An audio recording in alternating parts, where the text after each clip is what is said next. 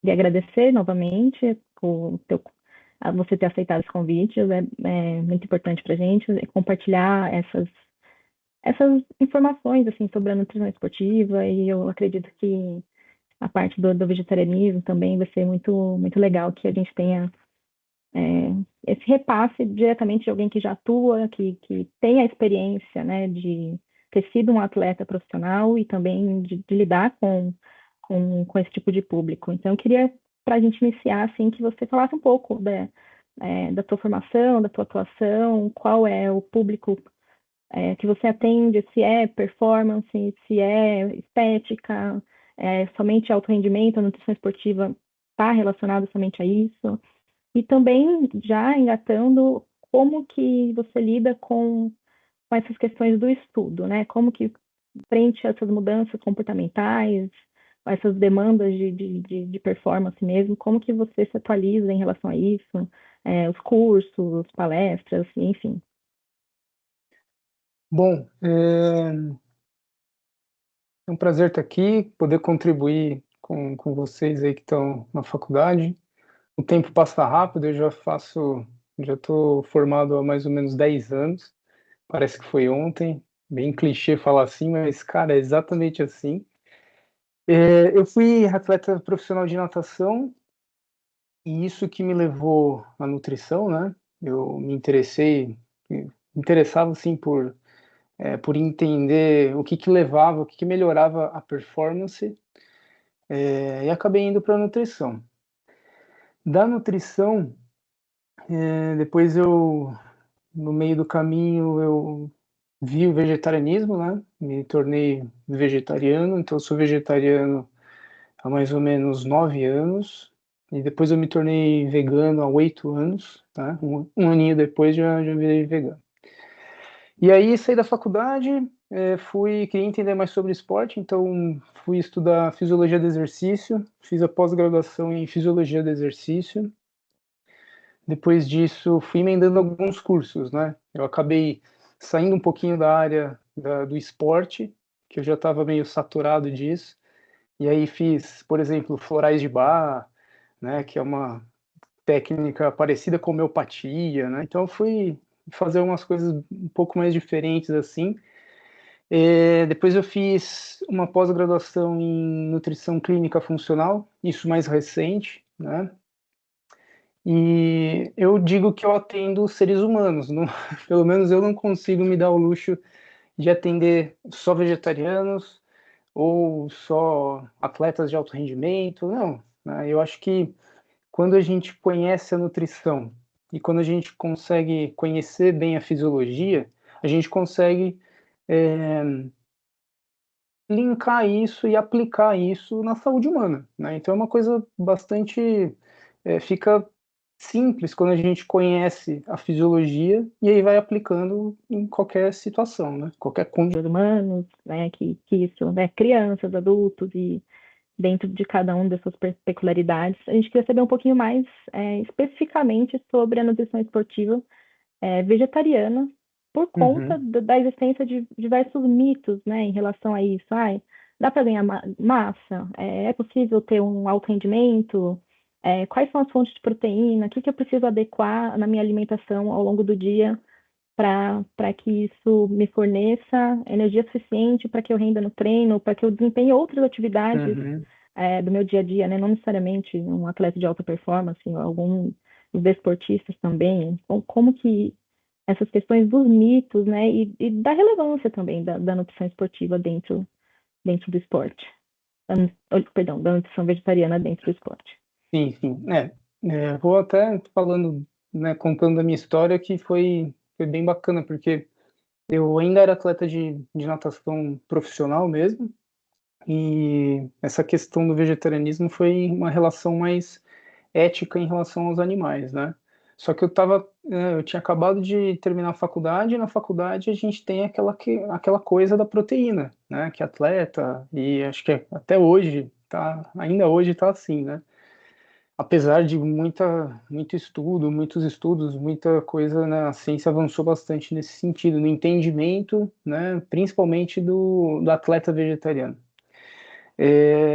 E na época foi meio que um salto de fé meu mesmo. Eu não me sentia mais bem, né, comigo mesmo comendo carne. Eu falei, quer saber, eu vou parar, se for para eu nadar mal, eu vou nadar mal, não interessa, me joguei, assim, vamos dizer, né? E aí eu comecei a fazer as substituições que acho que qualquer nutricionista recém-formado vai fazer. Você aumenta ovo, né? Comia um pouquinho mais de feijão, aumentava a oleaginosa pensando em aminoácidos e tal, né? E aí depois de um tempo, logo talvez um ano e meio assim, eu conheci um curso, né? Uma médica amiga minha indicou o curso do Dr. Eric Slivit. O Dr. Eric, para quem não conhece, ele é o fundador da Sociedade Vegetariana Brasileira, há, sei lá, 20, 30 anos atrás, é um médico daqui de São Paulo, e é um dos caras que mais estuda saúde, ele é médico endocrinologista, médico pós-graduado em nutrição, né? Não é nutrólogo somente. Então, eu fiz o curso dele e eu entendi, né, as bases fisiológicas, né, e bioquímicas mesmo, que falta às vezes na formação da nutrição, no curso de nutrição, que atende às necessidades, né, de aminoácidos, de todos os nutrientes, todas as necessidades dos atletas, né. Então, os mitos no esporte, né, na nutrição vegetariana esportiva, o principal mito é a proteína, né. Tem muitos aspectos que a gente precisa prestar atenção, mas sem dúvida nenhuma a proteína é o que mais chama atenção, é que todo mundo fica com medo, acha que não vai bater, né, mas é uma questão de ótica, né. Na faculdade a gente tem alguns, vamos dizer assim, alguns pontos que acabam limitando o nosso reconhecimento da qualidade das proteínas vegetais. E o principal deles é a questão do valor biológico, da biodisponibilidade, que são conceitos antigos, e aí eu já vou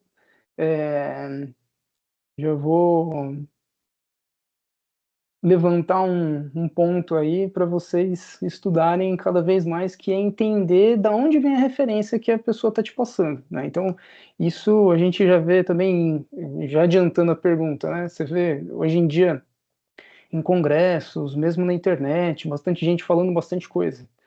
Só que aí passa a referência lá.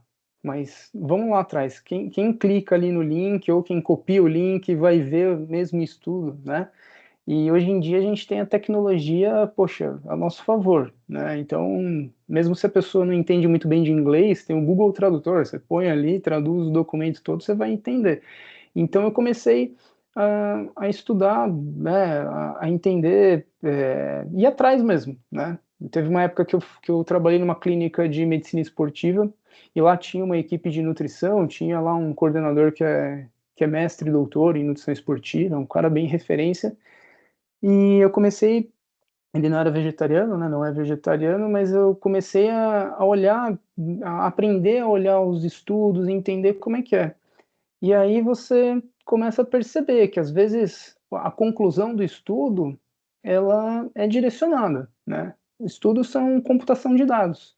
E dados, você pode contar a história que você quiser com os mesmos dados, né? Então, tem estudos aí que você vê, ó, a proteína do whey é melhor que a proteína vegetal no pós-treino. Tá, mas como que eles chegaram nesse resultado, né?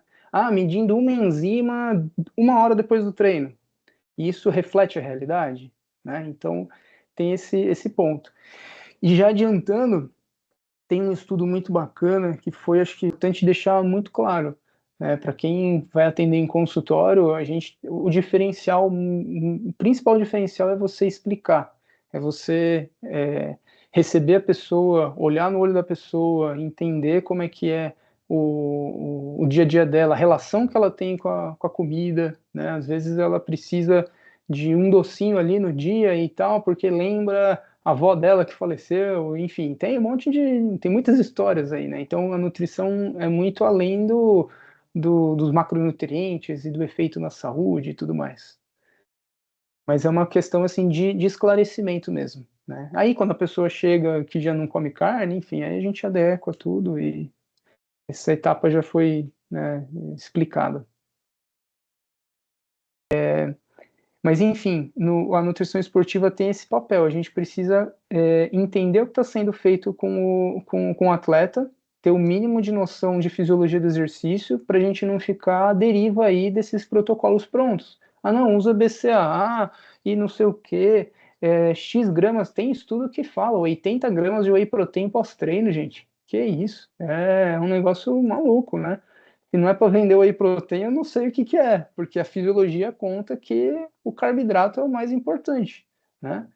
E a fisiologia e a história, né, humana aí dos esportes, a gente vê isso, né? Então é importante a gente ter essa base, assim, tá?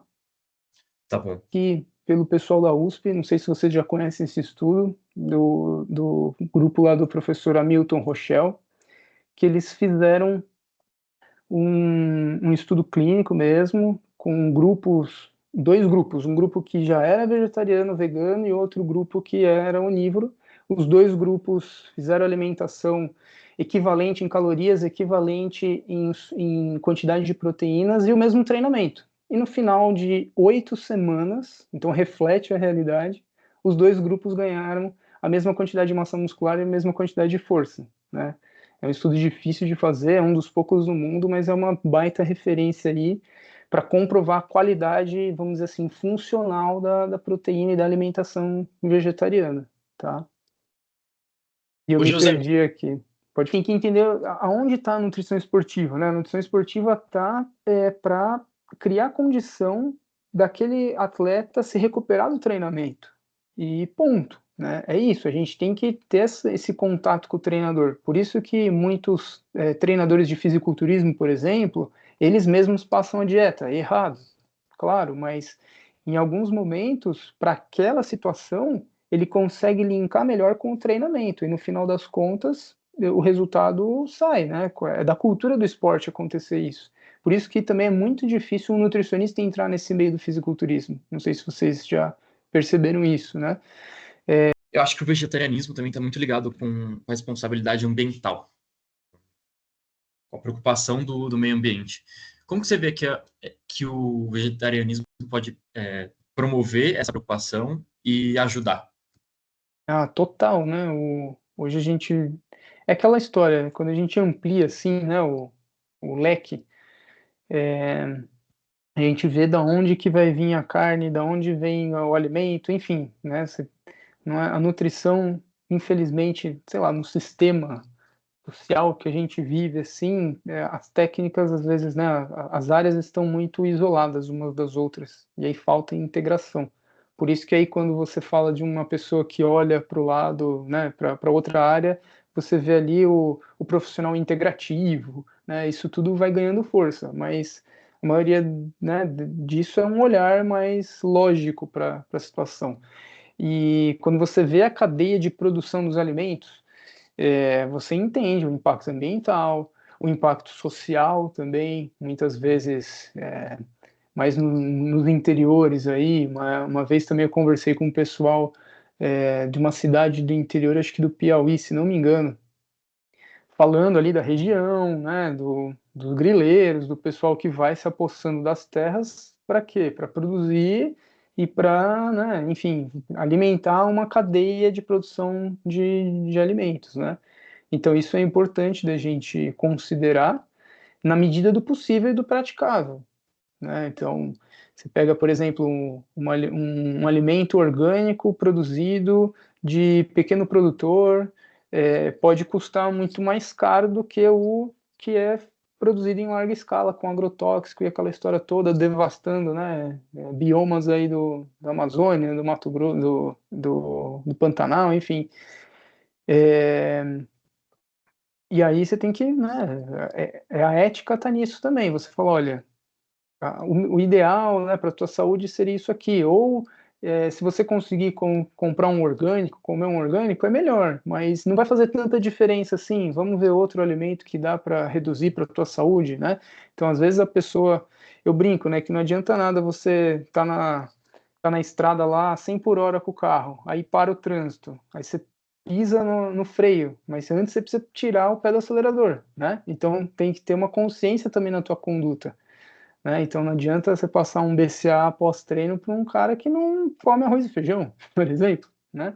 Então tá nisso, né, a nossa responsabilidade. E a questão do vegetarianismo, ele abraça essa responsabilidade ambiental, sem dúvida nenhuma, né? Por mais que às vezes não seja uma produção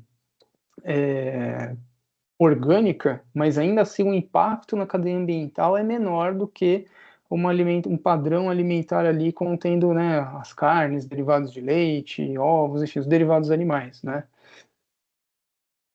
É isso, José. Muito obrigado pela sua disponibilidade. Foi muito legal você- ter sua entrevista aqui, conhecer mais sobre o seu trabalho.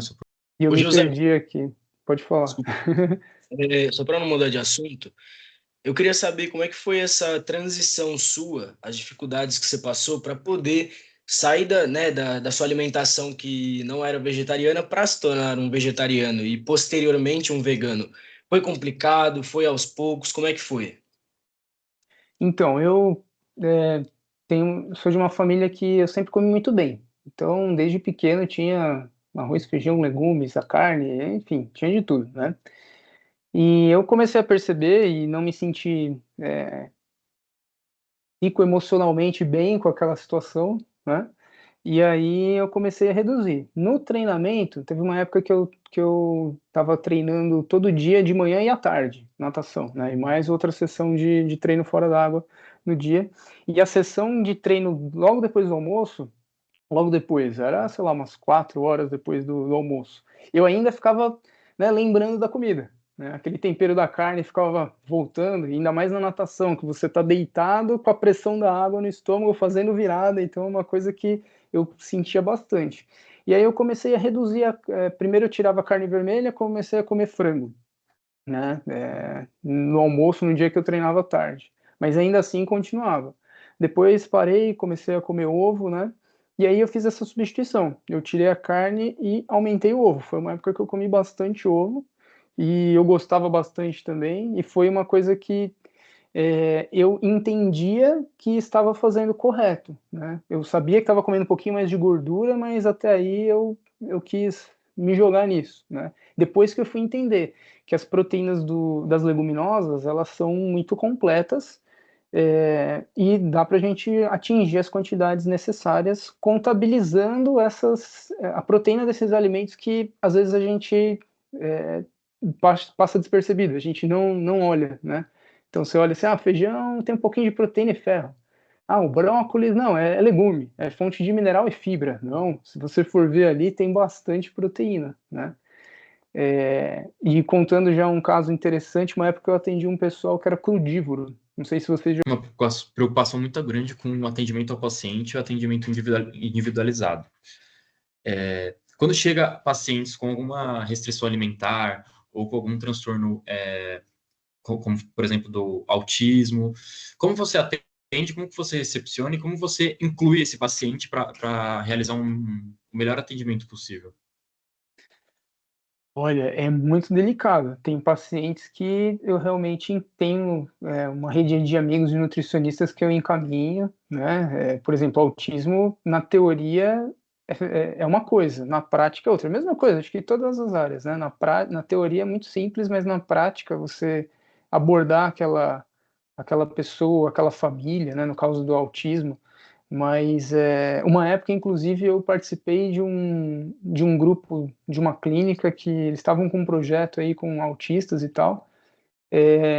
Cheguei a atender algumas mães, orientar algumas mães, mas é uma coisa que exige um conhecimento prático mais aprofundado. Então, especialização em nutrição clínica específica mesmo para isso, né? Na prática a gente sabe diminuir inflamação, diminuir neuroexcitadores, aquela história toda, adequar e tal, mas e aí? A criança não come. Tem situações que simplesmente a pessoa não come, né? Mas em condições não tão severas assim, eu acho que a gente tem que abordar o paciente com empatia. É uma pessoa ali que está pedindo a tua ajuda, né? No final das contas é isso. E quanto mais empático você for, você vai conquistar a confiança daquela pessoa e muito maior a probabilidade dela aderir ao plano alimentar, né? Então, acho que se resume a isso, é empatia mesmo, é você conversar e se aproximar mesmo da pessoa, né? Claro, com um posicionamento ético e tudo mais, né? Mas é dessa forma. Um pouco essa parte desse estranhamento que tem em relação à biodisponibilidade de proteína, ou que tem proteína só no ovo, tem proteína só no frango. Quando você repassa alguma intervenção dietética a um paciente, eles estranham, assim, não tem proteína em todas as refeições, proteína direta, assim, né, vamos dizer assim. Não, porque a gente aprende, para dar mais saciedade, sempre mistura um carboidrato com uma proteína, ou coloca uma gordura. Causa algum tipo de estranhamento nessa primeira abordagem, assim, ou não? A pessoa já tem essa consciência? Depende muito, né? Primeiro que a pessoa chega para, né, fazer uma consulta comigo, eu não vou falando, tem que cortar a carne, nada disso. É uma questão ética, né, profissional, por mais que eu não consuma, eu tenho que respeitar o repertório alimentar e toda a cultura alimentar do paciente. Óbvio que eu tenho compromisso com a ciência e com a saúde, então eu tenho que mostrar para ele que, de repente, não é interessante comer meio quilo de carne por refeição, por exemplo, né? Então, adequando as porções e tudo mais. E eu acho que o nosso trabalho no consultório é muito de explicar. Você tem que explicar e falar para a pessoa, combater não combater, mas informar mesmo, né? Ou às vezes ensinar, corrigir conceitos que a pessoa já vem, que hoje em dia, poxa, a informação está aí para todo mundo. Isso é bom, mas também, né, tem informações que são distorcidas. Então, eu gasto entre aspas, né, eu invisto o tempo ali tendo a consulta esse mesmo para explicar para a pessoa, para mostrar que a proteína está nisso, nisso, nisso, e que parte dessa percepção que ela vai ter de que pode estar faltando algo ou faltando proteína é por conta da saciedade, como você falou, né? Então, um estômago que está mais acostumado a ficar mais tempo digerindo o alimento, a partir do momento que você passa para um prato ali de comida, uma refeição, que a digestão é mais fácil, né? Não que seja necessariamente mais rápida, mas é mais sutil, mais harmônico para a saúde da pessoa, vai ter uma diferença, né? Então, o organismo, até ele adaptar esse controle de saciedade, ele requer um certo tempo e também uma consciência mesmo da pessoa que o processo é diferente. Mas não que esteja faltando, e contando já um caso interessante, uma época eu atendi um pessoal que era crudívoro, não sei se vocês já ouviram falar, os veganos crudívoros, os caras comem tudo cru, então para vocês terem uma ideia, o pós-treino do cara lá, que ele fazia, era 1,5 kg de frutas e 1,5 kg de folhas. Era uma coisa bem, bem diferente, né? Poxa, a primeiro momento, assim, você olha para a dieta do cara e fala, cara, isso aqui tá deficiente em proteína, certo? Né? Como assim? Vai bater a quantidade proteica, né? Mas contando, vai lá, vê lá quanto de proteína tem em 1,5 kg de couve. Então, eu fui entendendo e vendo, caramba, tem bastante proteína. E aí a gente salta para uma outra questão, que é essa questão da biodisponibilidade. E se a gente considerar que o nosso organismo, ele depende da sinergia com a saúde com a saúde intestinal, com a sinergia dos micro-organismos intestinais, a gente vai entender que a absorção de proteínas de qualquer alimento é muito boa, né? Não sei como é que vocês têm ainda na parte. Hoje a gente sabe a importância das redes sociais na divulgação do nosso trabalho e na prática mesmo, do nosso dia a dia. Só que a gente precisa tomar cuidado muito com a ética, até porque o nosso código de ética do nutricionista ele é bem extenso e detalhista, e a gente precisa tomar alguns cuidados. Quais são os cuidados? O que você presta atenção? Você tem uma assessoria? Você que faz esse trabalho mesmo? Como que você faz para tomar cuidado justamente com essa parte da ética, principalmente com a divulgação de produtos e marcas? Sim, eu não sou o nutricionista mais ativo das redes sociais, né? Como acho que vocês podem ter percebido ali, mas é uma coisa muito importante e eu vejo que o marketing ele está aí, é uma ferramenta que visa a promoção, né? E muitas vezes o profissional de marketing, ele não está inteirado das questões éticas ali da profissão. Uma época, em 2 momentos, eu tive pessoas que cuidavam das minhas redes sociais, ajudavam e tudo, né? Mas o conteúdo sempre passava por mim, e eu sempre tive um cuidado extremo, assim, com essa questão de ética para realmente não passar informação sem base científica, primeiro, e não fazer nenhum tipo de sensacionalismo, né? Como tem muita gente, às vezes, sei lá, posta foto, nem sei se pode postar foto de paciente antes e depois, mesmo com consentimento, não pode, né? Não, não pode. Enfim, também nunca fiz isso, mas é uma coisa que tem bastante, o pessoal, enfim, quer vender, mas eu, assim, o vegetarianismo me ensinou muito, porque quando você está no meio, por exemplo, acadêmico, você vai, sei lá, dar uma aula, você não pode colocar ali qualquer coisa no slide. Você tem que ter uma referência e referências boas, cara. Senão, Uhum. aquilo que você está falando, né, não, não tem credibilidade nenhuma.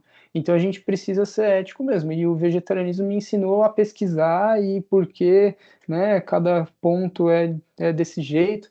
É igual, acredito, um advogado montando a defesa de um cliente, né? É mais ou menos isso. Tem que estar tudo na lei ali. E a ciência é a lei do nutricionista, né? A gente tem que pensar dessa forma. É, em relação a envolver com marcas, né? Eu também, putz, já fui abordado por várias marcas. É, e mesmo, às vezes, em congresso, que você tira foto ali com um cara que promove tal marca, eu acho que tudo bem em certo momento, né? Você ali aparecer ali do lado, mas você fomentar aquilo é delicado, né? Você tem que ter uma conduta ética importante. E, e aí isso vale para gente para o espectador, vamos dizer assim, né? A gente que vai consumir, às vezes, o conteúdo de um nutricionista que está trazendo uma informação técnica. Dá uma olhada, né? Para quem que ele trabalha, né? Vamos dizer assim, né? Eu já vi casos de profissionais que próximos a mim, que hoje não estão mais próximos, mas que junto assim falavam, olha, isso aqui não tem nada a ver por causa disso. Mas aí, anos depois, eu vi aquela mesma pessoa dando uma aula falando sobre aquilo que ele falou para mim que não tinha problema nenhum. Aí você vai ver para que marca que ele está trabalhando, qual é o Uhum. produto que está sendo divulgado, entendeu? Então é isso existe e tem, assim, você tem estudos e argumentos para falar que sim, mas vai fazer diferença? Eu acho que a principal ética que a gente tem que ter, claro, com todo mundo, né, mas assim, nas redes sociais, mas com o nosso paciente. Hoje em dia a gente vê prescrições de manipulados que, meu amigo, são todos os minerais, todas as vitaminas, todos os princípios ativos ali que é, a da biodisponibilidade é um conceito muito antigo e já na década de 20, 1920, depois eu posso passar o estudo para vocês, um pesquisador ele apontou o erro metodológico dessa análise. Ele falou, olha, vocês estão comparando proteína do leite com uma proteína de ervilha crua. E as proteínas vegetais você precisa cozinhar para melhorar a absorção. E naquela época ele apontou isso e passou despercebido e seguiu o jogo, né? Até porque antigamente os estudos de absorção proteica, né? Tudo que a gente tem por base assim hoje eram estudos para desenvolver melhor os animais de produção, né? Então eles não estavam tão preocupados em saber entender a saúde, eles queriam, né, entender mais a velocidade de engorda dos animais, né? Ainda mais no começo lá do século e tudo mais. Então, então cai por terra isso, né? É uma coisa que a gente fica preso, eu mesmo era muito preso nisso, você fica olhando ali e tal, a biodisponibilidade, o valor biológico, tudo isso, quando você entende, vai na raiz da questão, como que acharam aquele dado, você vê que está errado, né? E a maior prova disso são vários vegetarianos ao longo da história, aí muitos deles atletas, né? Atletas que às vezes a gente nem passa despercebido e nem sabe que é vegetariano, né? tem muitos mesmo, mas para mim foi assim, eu comecei eu me joguei mesmo, de verdade, eu falei, cara, eu não aguento mais comer isso e parei, né, nem conhecia ninguém, nutricionista, referência nenhuma, eu só fui pela tabelinha da composição dos alimentos, e fui fazendo essa troca e fui me sentindo bem, o incrível era isso, que eu me sentia mais leve para treinar, com mais energia, né, porque automaticamente, quando você tira a carne, sobra mais espaço para você preencher a tua alimentação com carboidrato. E carboidrato é a principal fonte de combustível, né? Que é uma coisa que eu vejo que na atualidade é o diferencial dos atletas de alto rendimento. Quem consegue comer mais carboidrato consegue passar pelo processo de treinamento muito melhor. É interessante isso daí. E foi assim,